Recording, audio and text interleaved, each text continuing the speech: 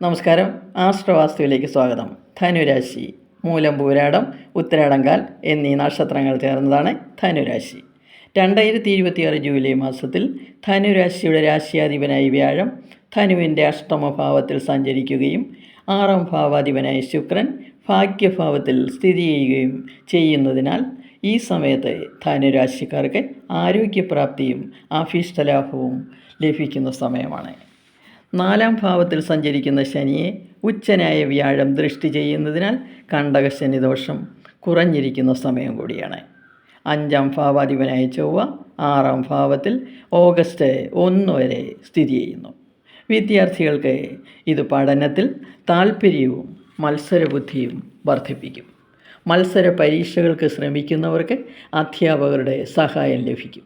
IT, management, നിയമപഠനം, academic research തുടങ്ങിയ വിഷയങ്ങളിൽ പഠനം നടത്തുന്നവർക്ക് അനുകൂല സമയമായിരിക്കും. 10ാം ഭാവാധിപനായ ബുധൻ 7, 8 എന്നീ ഭാവങ്ങളിലൂടെയാണ് സഞ്ചരിക്കുന്നത്. മാസത്തിൻ്റെ 2ാം പകുതിയായിരിക്കും കൂടുതൽ അനുകൂലം. അധ്യാപനം, വിദേശബന്ധമുള്ള ജോലികൾ, എഴുത്ത്, കമ്മ്യൂണിക്കേഷൻ എന്നീ മേഖലകളിൽ പ്രവർത്തിക്കുന്നവർക്ക് ഗുണം കൂടുതലായിരിക്കും. സാഹിത്യത്തിൽ അഭിരുചിയുള്ളവർക്ക് പേരും പ്രശസ്തിയും ലഭിക്കും. ജോലി മാറ്റം ആഗ്രഹിക്കുന്നവർക്ക് നല്ല അവസരങ്ങൾ ലഭിക്കും. പൊതുവെ വരുമാന വർധനവും മനസ്സുഖവും ലഭിക്കും. 7ാം ഭാവാധിപനും ബുധനാണ്. നല്ല ബിസിനസ് പങ്കാളികളെ ലഭിക്കും. മാർക്കറ്റിംഗ്, നെറ്റ്വർക്കിംഗ് എന്നിവയിൽ കൂടുതൽ ശ്രദ്ധ നൽകിയാൽ നേട്ടങ്ങൾ ലഭിക്കും.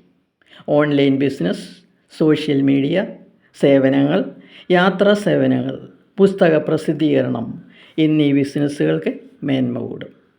പ്രണയബന്ധത്തിൽ ആശയവിനിമയം കൂടുതൽ പ്രധാനമാകുന്ന സമയമാണ്. പങ്കാളിയുമായി തുറന്ന് സംസാരിച്ച് തെറ്റിദ്ധാരണകൾ അകറ്റി മുന്നോട്ട് പോകുക. ദാമ്പത്യത്തിൽ സഹകരണവും പരസ്പര പിന്തുണയും വർദ്ധിക്കും. വിവാഹാലോചന നടത്തുന്നവർക്ക് പുതിയ ബന്ധങ്ങൾ ലഭിക്കും. തീരുമാനങ്ങൾ എടുക്കാൻ കഴിയും. നിത്യവും അയ്യപ്പ ഭഗവാന്റെ കീർത്തനങ്ങൾ ജപിക്കുക.